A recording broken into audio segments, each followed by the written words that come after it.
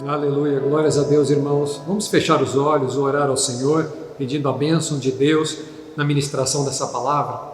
Pai amado, glorificamos e exaltamos o Teu santo nome, só Tu és Deus e Senhor. Quero pedir, Espírito Santo de Deus, nos abençoa no estudo dessa palavra, nos dá entendimento, revelação e fala conosco, em nome de Jesus. Amém. Glórias a Deus. O tema da mensagem que eu quero compartilhar com você hoje é o ribeiro. Você lembra da mensagem passada, no último culto? Eu preguei sobre Jesus, a fonte da água viva, e hoje eu quero falar sobre ribeiro. Abra no livro de Gênesis, no capítulo 32, e eu vou mostrar através de 3 exemplos que num ribeiro Deus fez grandes coisas. No livro de Gênesis, no capítulo 32, está falando sobre um momento da história de Jacó. Quem era Jacó? Jacó era o filho de Isaac. Abraão teve um filho chamado Isaac. Isaac teve 2 filhos, eles eram gêmeos, Esaú e Jacó. Esaú nasceu primeiro, na sequência veio Jacó, portanto Esaú era o primogênito. E dentro da tradição, o filho mais velho, ele recebia a bênção da primogenitura. Ele tinha a maior parte da herança e era responsável por toda a família. No entanto, Esaú, num dado momento da sua vida, ele negligencia essa bênção.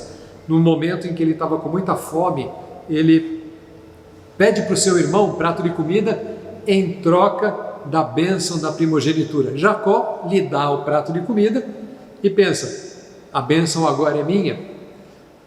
Num certo momento, já Isaac velho, sem poder enxergar, e Jacó o procura, vai até a tenda onde ele estava e se faz passar por Esaú. Então ele chega e fala: pai, me dá a bênção da primogenitura.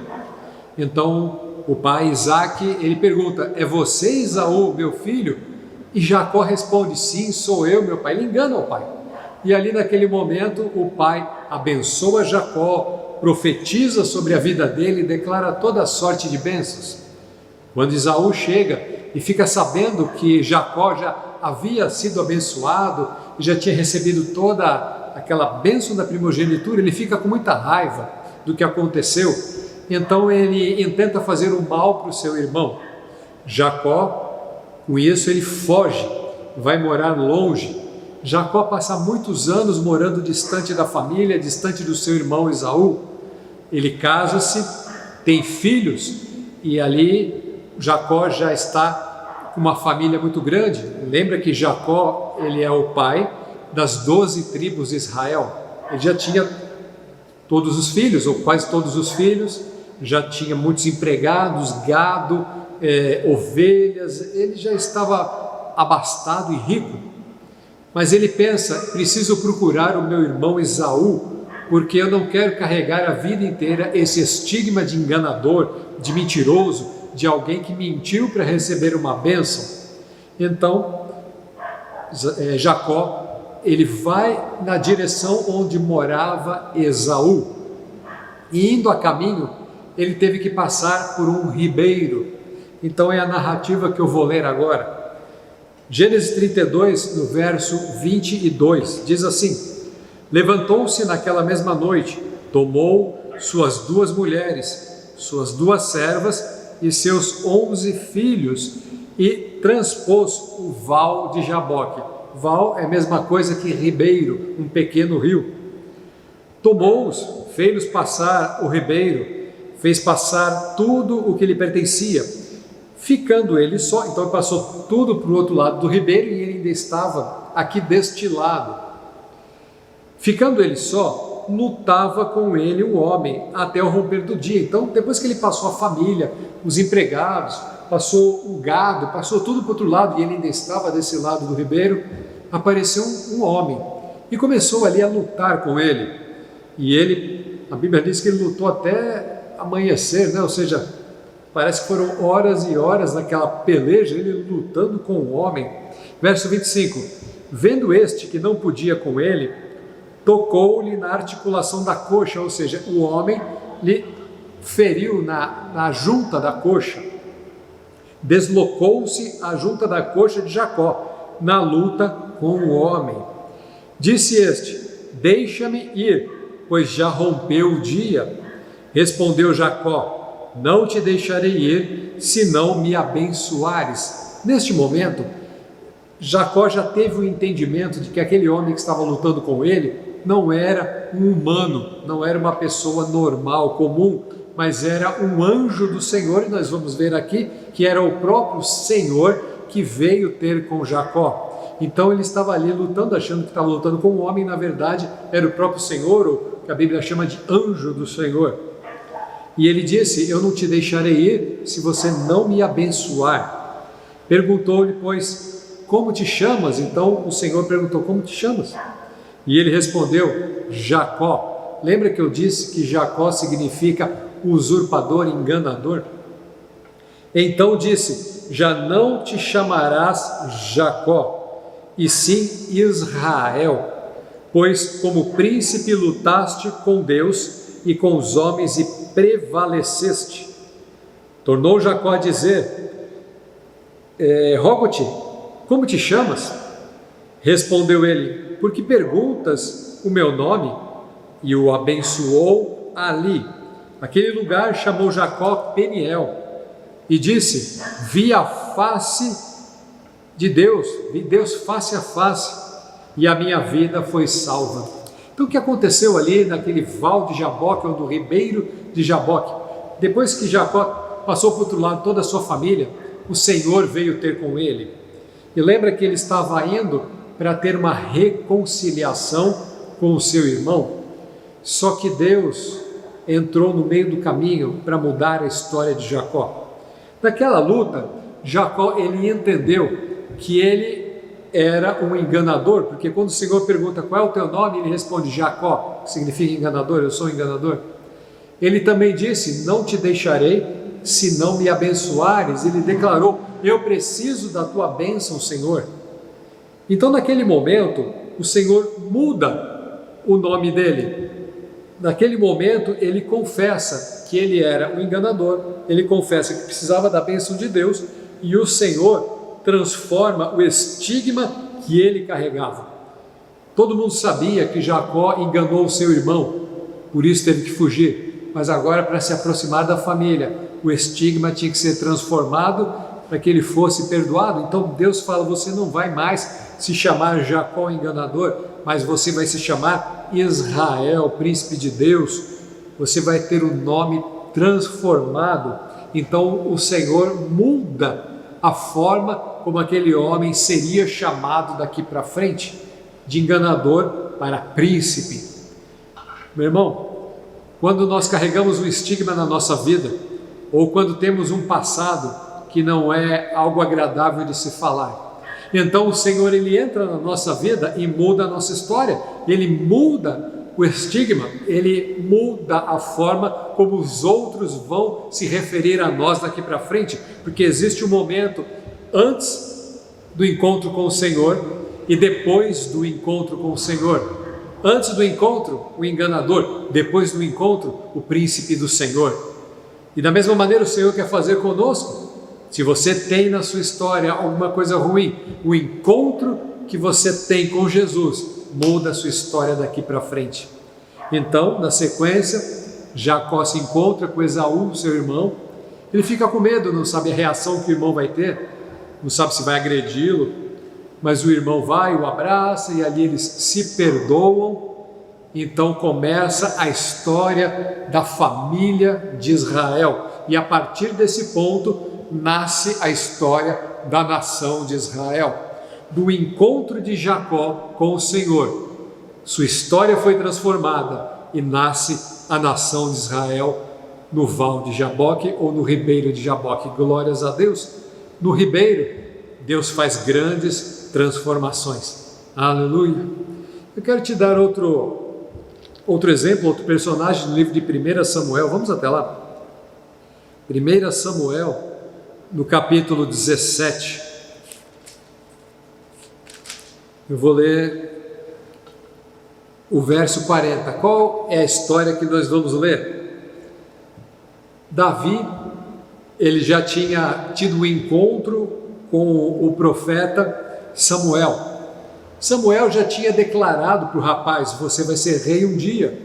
Já tinha orado e ungido ele com óleo. No entanto, ele ainda não era rei, porque não era chegado o momento, mas o chamado e a unção estava sobre ele. Davi, certa vez, foi até o Vale do Carvalho. O que tinha no Vale do Carvalho? Os filisteus estavam afrontando Israel e afrontando o Deus de Israel. Vai Davi até aquele vale levar comida para os seus irmãos. Seus irmãos estavam no fronte de batalha. Chegando lá, ele vê Golias, o gigante. O gigante Golias tinha 2,90 metros de altura. E o Golias, ele afronta Israel, afronta o Senhor de Israel, afronta Deus. Então Davi fica indignado com aquilo e ele diz: ninguém vai fazer nada. E alguém fala: olha, o rei prometeu dar presentes, dar a sua filha em casamento para quem for lá e vencer aquele homem. Davi diz: eu vou. Então ele vai e conversa com o rei Saul, e ele diz: Saul, eu vou lutar. Saul pega, coloca a sua armadura em cima de Davi. Davi tenta andar, não consegue, ele tira tudo e ele diz: não consigo andar com isso, eu vou com aquilo que eu sei usar. Vou com o meu cajado e vou com a minha funda. Então deixa eu abrir um parênteses aqui. Nós não podemos ir para as nossas batalhas com as armas dos outros. Deus dá as próprias armas para cada um, as próprias estratégias a cada um. Deus dá sabedoria para cada um para lutar as suas próprias lutas, suas dificuldades. Então, no verso 40, olha o que diz: tomou o seu cajado na mão. Esse é Davi, tomou o cajado na mão e escolheu para si 5 pedras lisas do ribeiro. Olha o ribeiro. No meio do caminho, ele estava indo para confrontar o gigante Golias. Tinha um ribeiro no Vale do Carvalho. Então ele passa naquele ribeiro. Do ribeiro ele tira 5 pedras, 5 estratégias, 5 possibilidades de guerra, de luta. E ele passa ali pelo ribeiro, coloca dentro do alforje de pastor que trazia e vai na direção do filisteu. Aí a gente vai até o verso 45, presta atenção na narrativa. Davi, porém, disse ao filisteu: tu vens contra mim com espada, com lança, com escudo, eu, porém, vou contra ti em nome do Senhor dos Exércitos. O Deus dos Exércitos de Israel é a quem tu tens afrontado. Então, naquele momento, eu acho que Davi ele falou o que tinha de mais importante para ser dito. Ele não disse: eu venho com armas, eu venho com estratégias, eu venho com sabedoria de guerra. Não, ele era pastor. Ele disse: eu venho em nome do Senhor dos Exércitos. Então, na hora que ele coloca toda a sua confiança no Senhor, então Deus, lá do alto, se levanta e diz: opa, ele colocou toda a confiança em mim, eu vou agir, porque ele depositou a sua fé no único que pode operar os milagres.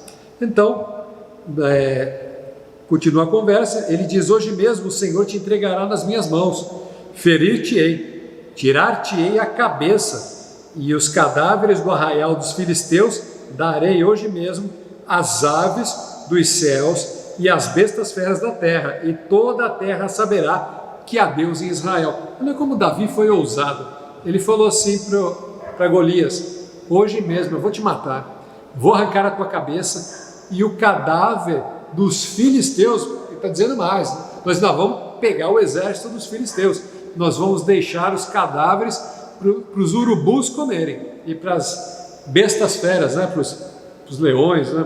para os animais ferozes comerem. Ou seja, nós vamos vencer vocês e vocês vão saber que há Deus em Israel. Mais uma vez, ele deposita a fé e a esperança no Senhor. Ele não diz: é o nosso exército que é mais poderoso, sou eu que sou mais sábio e inteligente. Não, ele diz: há Deus em Israel. Quando você diz: meu irmão, há um Deus sobre a minha vida, há esperança sobre a minha vida, há um milagre sobre a minha vida, porque eu confio no meu Deus, então o Senhor ele age, porque toda a esperança está nele. Davi pega a sua funda, roda e puf, atira no meio da cabeça do filisteu e ele cai. No que o filisteu cai, Davi corre, pega a própria espada do filisteu e lhe corta a cabeça. Com isso, os soldados israelitas avançam na direção dos filisteus, os filisteus fogem, então Israel ele tem vitória na guerra. Mas eu queria chamar a atenção no seguinte detalhe: quando Davi ele vai no ribeiro e pega 5 pedras, eu entendo e acredito que, mesmo sem ele ter pensado, ele fez ali algo profético. Ele pega 5 pedras, por quê? Porque se ele errasse uma, tinha a segunda, se errasse a segunda, tinha a terceira, ou a quarta. Será que ele pensou nisso? O fato é que ele pegou 5 pedras, profeticamente, ele está falando 5 vitórias. Com uma pedra só, ele derruba Golias, mas eu quero te mostrar o que a atitude de Davi causou no exército de Israel. Se você avançar comigo para 2 Samuel, no capítulo 21, vamos até lá? 2 Samuel, no capítulo 21, e eu vou ler no verso 15. Você sabia que não existia apenas um gigante? Não existia apenas um Golias? Você sabia que era uma família de homens grandes, homens gigantes? Eles eram chamados a família dos Anaquins. Davi matou Golias. Agora olha só o que os seus homens, o seu exército fez mais à frente. Verso 15.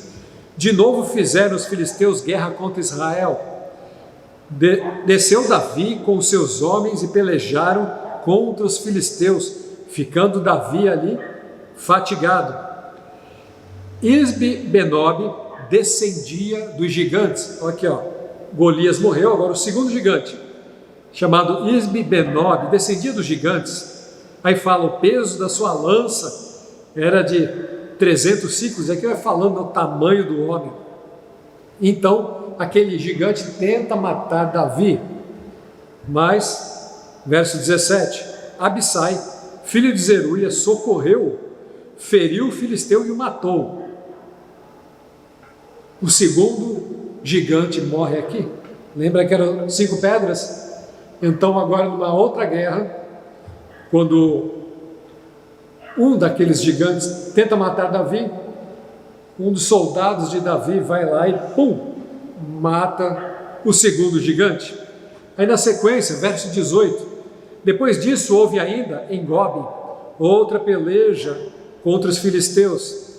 Então Sibecai, o Uzatita, feriu Asaf, que era descendente dos gigantes, terceiro gigante que morreu. Agora no verso 19, houve ainda em Gobe uma peleja contra os filisteus, e Elã, filho de Jaré, o belemita, feriu Golias, o geteu, era outro Golias, cuja lança tinha haste como do eixo de um tecelão. Agora o quarto gigante morre. E no verso 21, diz o seguinte, verso 20, houve ainda outra peleja, esta foi em Gate, aonde estava um homem de grande estatura, que tinha em cada mão 6 dedos, e nos pés também 6 dedos. Também este descendia dos gigantes. Quando ele injuriava Israel, Jonatas, filho de Simeia, irmão de Davi, o feriu. Estes 4 nasceram dos gigantes em Gate e caíram pelas mãos de Davi. Quantos gigantes morreram nas mãos de Davi? 5. Começou com Golias, depois todos aqueles homens grandes daquela família foram morrendo, todos aqueles que se levantaram contra Davi foram morrendo. Quando Davi passa no ribeiro, ele pega 5 pedras, é como se ele estivesse fazendo ali um ato profético, né? 5 pedras e ele mata 5 gigantes. Foi no ribeiro que Deus lhe deu estratégias proféticas, foi no ribeiro que Deus lhe deu a condição de vencer a batalha. É do ribeiro que Deus tira as estratégias de vitória para a tua vida. E eu quero falar do terceiro exemplo, está no livro de 1 Reis, no capítulo 17,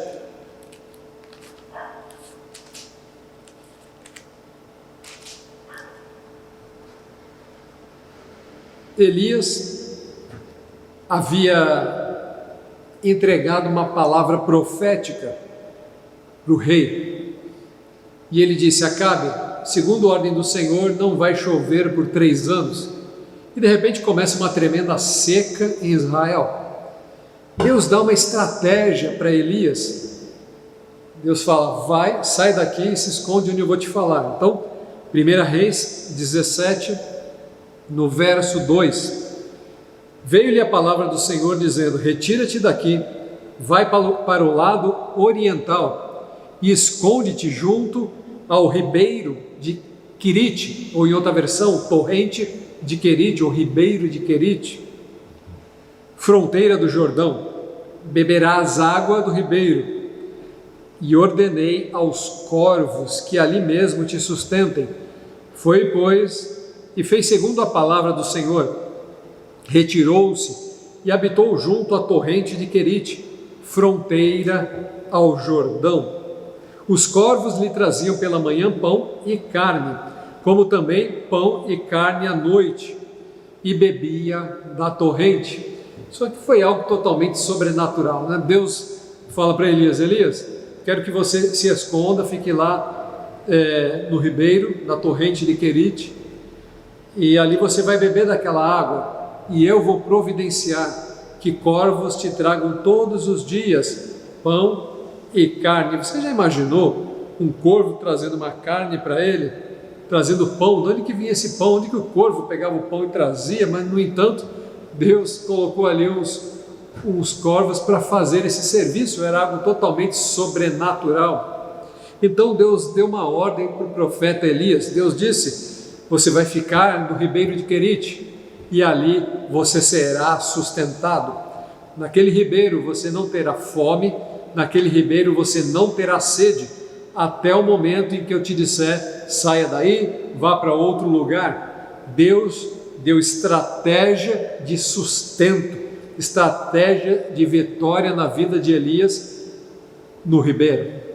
Então, o primeiro exemplo que eu citei foi Jacó. Foi no ribeiro que ele teve um encontro com o Senhor, onde o seu nome, a sua vida foi transformada, e a partir dali não é mais a família do Jacó enganador, mas nasce a nação de Israel.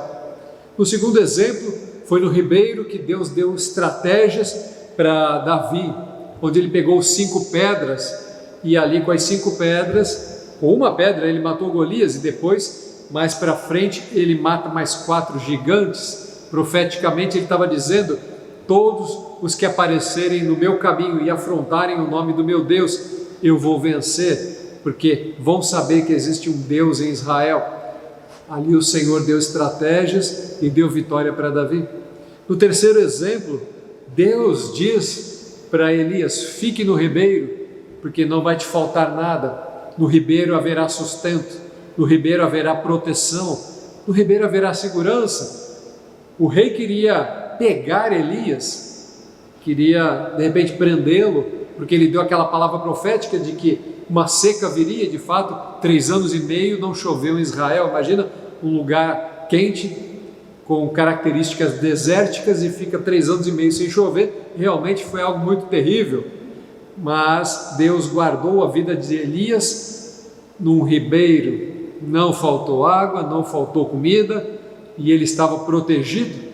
No ribeiro o Senhor deu proteção, deu sustento, matou a fome e a sede dele. Agora, o último texto que eu quero ler está no livro de Salmo 36. Vamos até lá, Salmo 36, verso 9. Diz assim: pois em ti está o manancial da vida. Aqui o salmista está dizendo, que é Davi falando, né?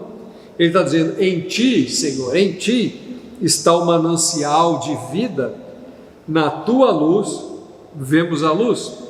Agora, você sabe o que é um manancial? Pega lá no dicionário: manancial é a nascente de um ribeiro. Ribeiro é um pequeno rio. Então do manancial nasce um ribeiro, do ribeiro vira um grande rio. E Davi está dizendo que o Senhor é o manancial, Ele é o ribeiro, Ele é o manancial de vida, Ele, o Senhor, é o ribeiro. Então, quando nós pegamos esses 3 exemplos bíblicos, aonde no ribeiro Deus fez grandes coisas, então agora eu quero fazer uma analogia: o ribeiro é Jesus, o ribeiro é o Senhor. Se você estiver no Senhor, Ele muda a história da tua vida, Ele tira os estigmas, os paradigmas, Ele tira os conceitos que haviam sobre a tua vida e faz uma nova história a partir do encontro que você tem com Ele. Ele é o ribeiro, o Senhor Jesus. No ribeiro aonde Davi teve estratégias, Jesus, Ele dá estratégias de vitória através da sua palavra. Ele nos ensina como viver bem, como andar honestamente, como andar corretamente, como ter comunhão com Deus, como perdoar, como fugir do pecado, como vencer as astutas ciladas do diabo. As estratégias de Jesus estão escritas nesse livro. Ele é o ribeiro. E no exemplo de Elias, o ribeiro trouxe o sustento. A palavra do Senhor diz: nunca vi um justo desamparado, nem a sua descendência a mendigar o pão. Do Senhor vem o nosso socorro, do Senhor vem o nosso sustento. Ele é o ribeiro. Portanto, meu irmão, a palavra que eu quero deixar aqui para você hoje: nunca saia do ribeiro, nunca se afaste do ribeiro, nunca saia de Jesus Cristo, o manancial de vida para a nossa vida. Aleluia! Você recebe essa palavra no teu coração em nome de Jesus? E eu espero que ela possa ser ruminada no seu coração e você possa, em nome de Jesus, estar cada vez mais plantado junto ao ribeiro de águas, porque a árvore plantada junto ao ribeiro de águas, ela cresce, suas folhas estão sempre verdes e ela frutifica. Essa é a minha vida e a sua. Jesus é o ribeiro, nós estamos plantados nele. Aleluia! Feche os teus olhos, eu quero orar com você. Pai amado, quero colocar os meus irmãos diante de Ti e Te pedir, Pai, que cada um esteja enraizado no ribeiro, esteja enraizado no Senhor, que em hipótese alguma e de maneira nenhuma pensem que podem viver longe da fonte da água da vida, do ribeiro, do manancial de vida que é o Senhor Jesus. Pelo contrário, que tenhamos cada vez mais sede do Senhor, que possamos buscar a nossa seiva de vida neste manancial de água da vida que é o Senhor Jesus Cristo. Eu abençoo a cada um, que a Tua paz, que a Tua graça, que a Tua comunhão esteja sobre a vida de cada um, sobre o lar de cada um, e que possamos ser frutíferos para o reino de Deus, para a honra e glória do Teu nome, em nome de Jesus. Amém. Que Deus te abençoe com esta palavra e que você tenha uma semana abençoada em nome de Jesus. Que Deus te abençoe.